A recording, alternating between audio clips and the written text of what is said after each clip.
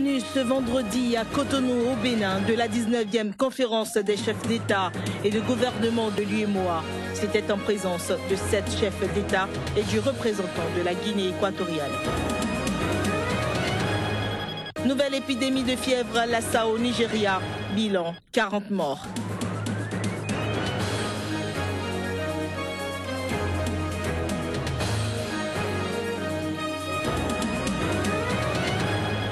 Enfin, le sacre du meilleur joueur africain de l'année 2015 a été décerné jeudi au buteur international d'origine gabonaise, Pierre-Emerick Aubameyang.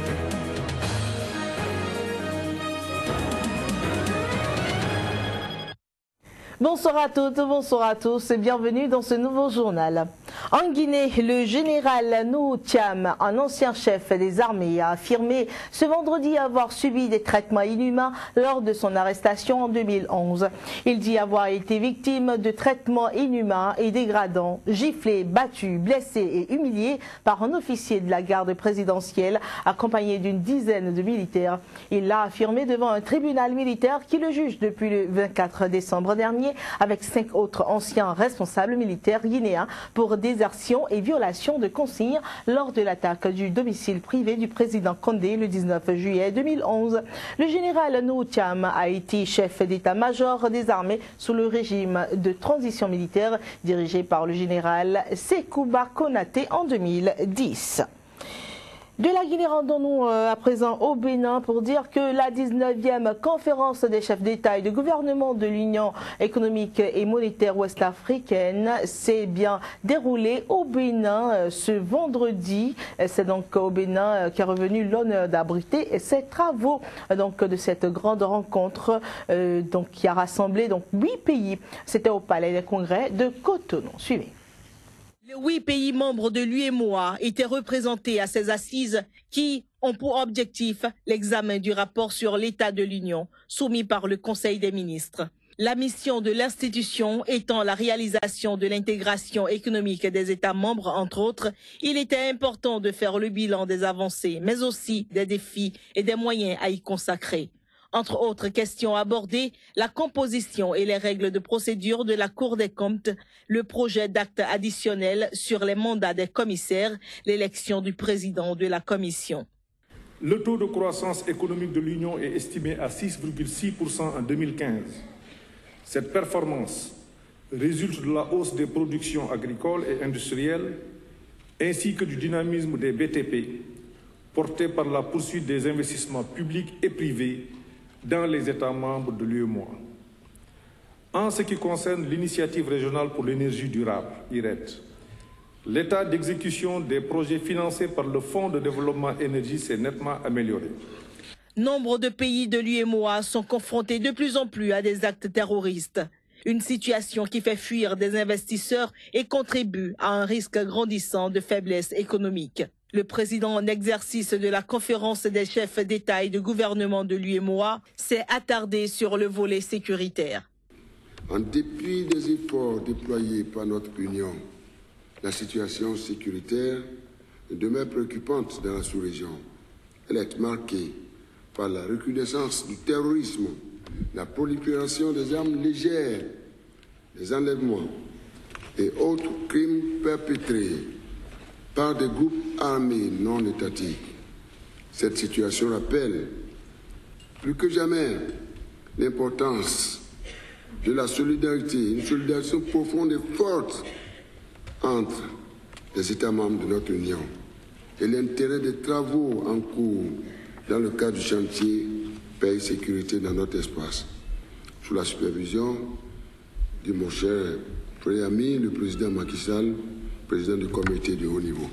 À la fin des travaux, le président de la République du Bénin, Thomas Boniayi, alors président en exercice de la conférence des chefs d'État et de gouvernement, a laissé le témoin à Alassane Dramane Ouattara, président de la Côte d'Ivoire.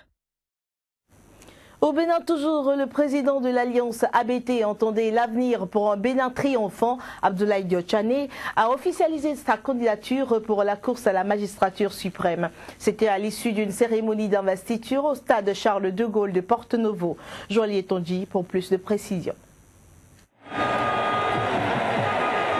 Ambiance euphorique au stade Charles de Gaulle de Porto-Novo. Abdoulaye Biotchané de l'Alliance ABT, venu partager son rêve pour le Bénin de demain avec la grande masse, n'aura pas été déçu de la mobilisation. Nul n'a voulu être du reste. Jusqu'au pupitre, la ferveur à son endroit était manifeste. Oui, grâce à Dieu et si vous me faites confiance, je serai candidat au prochain présidentiel. Pour la noble ambition, les grands axes du projet de société élaboré ont été présentés avec une place de choix pour la ville capitale, Porto-Novo. Je veux donner à Porto-Novo tous les attributs de la capitale de notre pays. Je lancerai la construction d'un nouveau. Je construirai une cité administrative. Nous allons rendre la voie sur le lac Koué navigable pour que des bateaux puissent circuler entre Porto-Novo et Porto-Novo et Calavi. La situation socio-économique du pays et le problème d'emploi des jeunes n'ont pas été occultés. Quand je serai élu président grâce à Dieu, je ferai rembourser les déposants de ces lycées. Nous investirons au moins 50 milliards de francs par an sur le quinquennat pour créer au minimum 500 000 emplois dans le pays, notamment Pour la deuxième fois, Abdoulaye Biotchané est partie prenante d'un scrutin pour lequel, contrairement à 2011, rien n'est manifestement joué d'avance. Au Mali, une ressortissante suisse a été enlevée de chez elle dans la nuit de jeudi à vendredi à Tombouctou, dans le nord-ouest du pays où elle vivait depuis plusieurs années. Béatrice Stokely avait été déjà enlevée en avril 2012 par des djihadistes, puis libérée peu après grâce à une médiation du Burkina Faso. Il s'agit du premier enlèvement d'occidental donc au Mali depuis celui des journalistes de la radio RFI, Ghislaine Dupont et Claude Verlon, assassinés par le ravisseur le 2 novembre 2013 à Kidal. Il faut dire que cet enlèvement n'avait pas encore été revendiqué jusqu'à ce vendredi.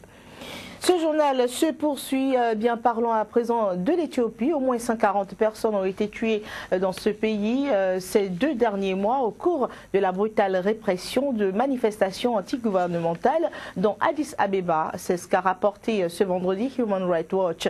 Ce nouveau bilan est pratiquement le double de celui de 115 morts donnés le 19 décembre par l'ONG de défense des droits de l'homme basée aux États-Unis. Le gouvernement éthiopien, dont le bilan officiel des manifestation fait état de 5 morts, n'a pas immédiatement réagi. Addis Abeba accuse les manifestants d'être responsables des violences.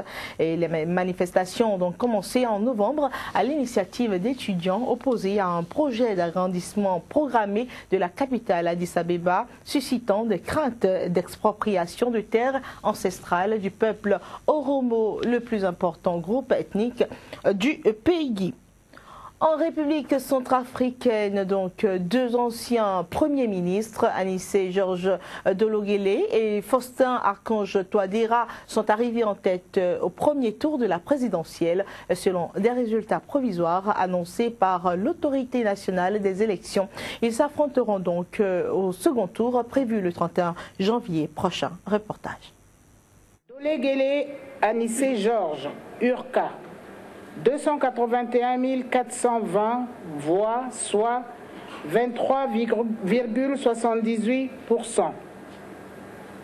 Touadéra Faustin Archange, 229 764, soit 19,42%.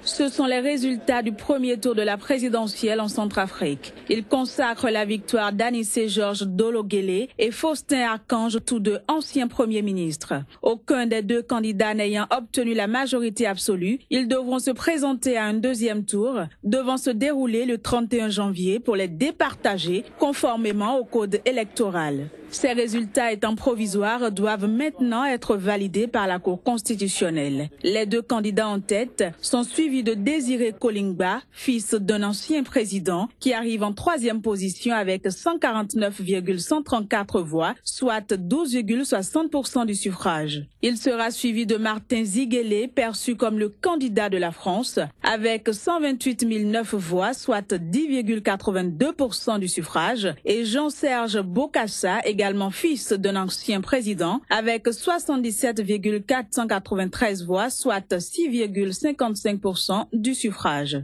Il faut préciser que le taux de participation nationale au scrutin est de 79%. Pour mémoire, le 30 décembre dernier, près de 2 millions d'électeurs s'étaient rendus aux urnes pour élire leur nouveau président et leurs députés. Des scrutins censés sortir la Centrafrique du chaos dans lequel elle est plongée depuis le renversement du président François Bozizé en mars 2013 par l'ex-rébellion Séléka.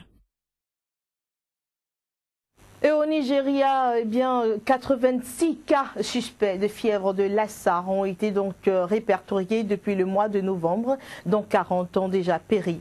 L'annonce a été faite ce vendredi par le ministre nigérien de la Santé, Isaac Adewole, lors d'une conférence de presse.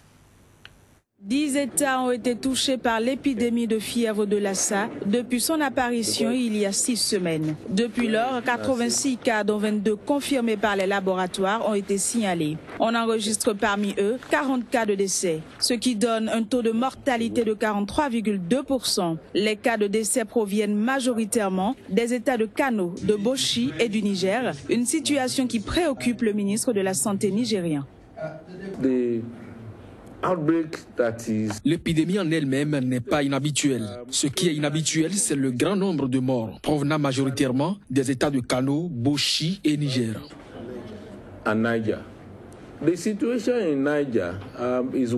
La situation dans l'État de Niger est préoccupante parce qu'il y a eu des morts inhabituelles en août et elles n'ont été signalées que 3 à 4 mois plus tard. Cela représente une faille dans le système de notification.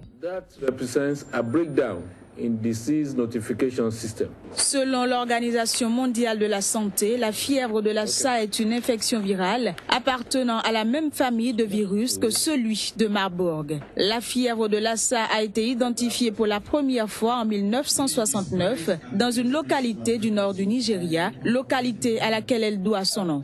Elle sévit de manière endémique au Nigeria, en Guinée, au Libéria et en Sierra Leone. La fièvre de Lassa est asymptomatique dans 80% des cas, mais elle peut provoquer des atteintes graves, hémorragiques ou neurologiques. L'épidémie se transmet par les excrétions de rongeurs ou par contact direct avec du sang, des urines, des selles ou d'autres liquides biologiques d'une personne malade. Le Centre américain de contrôle et de prévention des maladies estime entre 100 000 à 300 000 cas par an en Afrique de l'Ouest, dont 5 000 décès.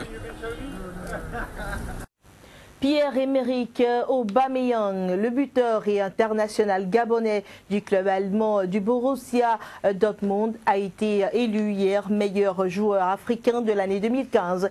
Il détrône ainsi Yaya Touré, le milieu de terrain du club anglais Manchester City et capitaine des éléphants de la Côte d'Ivoire, lauréat des 4 précédentes éditions. Voici les images. Le Gabonais Pierre-Emerick Aubameyang a reçu jeudi soir le titre de joueur africain de l'année 2015 devant l'Ivoirien Yaya Touré de Manchester City et le Ghanéen André Ayew de Swansea.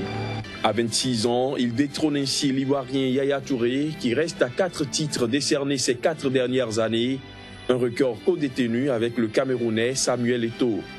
Capitaine du Gabon, Aubameyang n'a pas vraiment pu se mettre en valeur en sélection nationale avec une élimination dès le premier tour de la CAN 2015. Mais depuis le début de cette saison 2015-2016, l'attaquant du Borussia Dortmund a inscrit 27 buts en 27 matchs officiels, toutes compétitions confondues. Tu sais, quand tu as à côté de joueurs comme Yaya Touré et André Ayew, c'est une fierté de gagner ce trophée devant eux, parce que ce sont des très grands joueurs que j'admire évidemment beaucoup. C'est sûr, je suis très heureux et très content.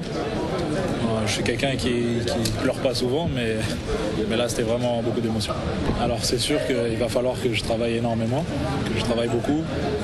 Et Bien sûr, je sais que je peux avoir les qualités pour être là encore l'année prochaine. Et ça demande beaucoup de travail et voilà, beaucoup de sacrifices aussi.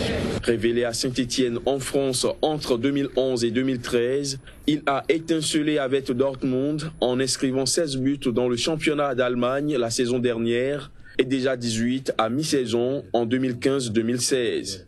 En tête du classement des buteurs, il n'est pas loin de gagner son pari, celui d'atteindre la barre des 20 réalisations en Bundesliga. Du côté des entraîneurs, c'est le Français Hervé Renard qui a été élu après son deuxième titre de champion d'Afrique, décroché avec la Côte d'Ivoire lors de la dernière Coupe d'Afrique des Nations. C'est la fin de ce journal. Merci pour votre aimable attention. Au revoir.